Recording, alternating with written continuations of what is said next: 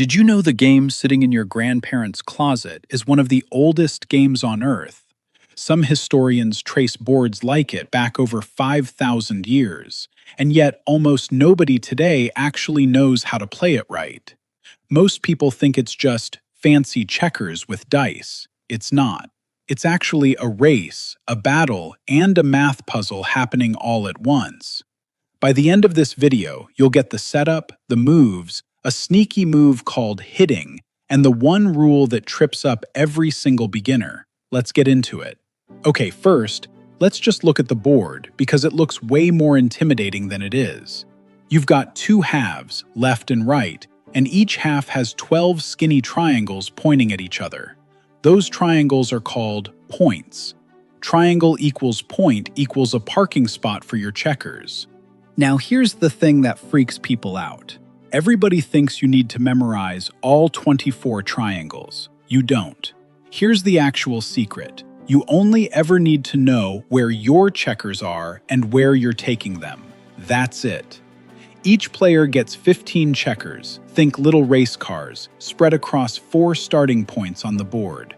Honestly, the exact starting layout is the one part you'll want to glance at a diagram for, kinda like following IKEA furniture instructions. Nobody memorizes that on try 1, and that's fine. So what's the actual goal? Backgammon is basically a race. You're moving all 15 of your checkers around the board, into your home area, and then off the board completely before your opponent does.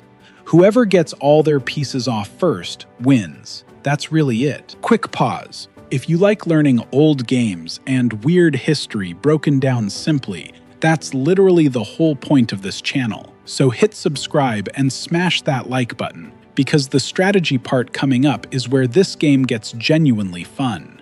Alright, movement. This is where people get confused, so let's slow down. You roll 2 dice, say a 5 and a 3. Those numbers tell you how many spaces to move. You could move 2 different checkers, one 5 spaces and one 3, or move the same checker a total of 8. Now here's a fun quirk. Roll doubles, like 2 4s. You don't just move twice, you get to move 4 times using that number. Doubles are basically the jackpot roll. Everybody at the table groans or cheers when doubles show up.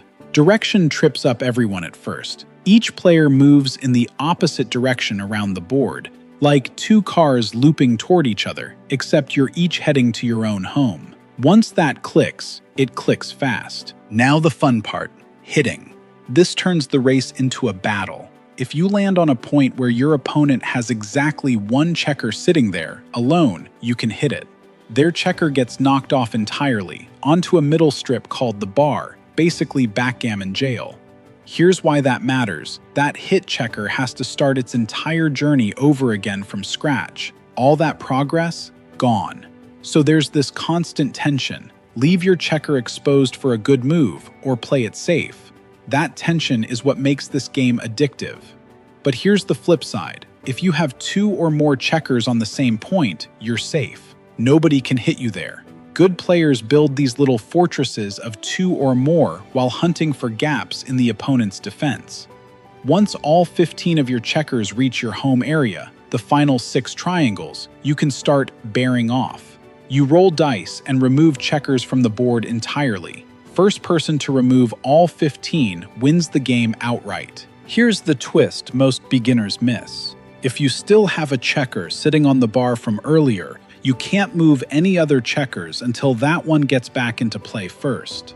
I've seen people lose entire games for getting 1 lonely checker on the bar. Brutal, but kind of hilarious.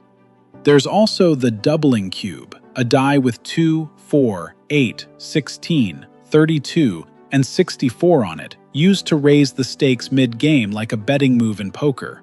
You don't need it for your first few games, but it adds bluffing and psychology later on. So that's Backgammon, one of the oldest games in the world, a race, battle, and math puzzle crammed onto one board, and now you actually know how to play it. Drop a comment telling me which part clicked for you, hit like, subscribe for more, and share this with the friend who always says, "I don't get backgammon."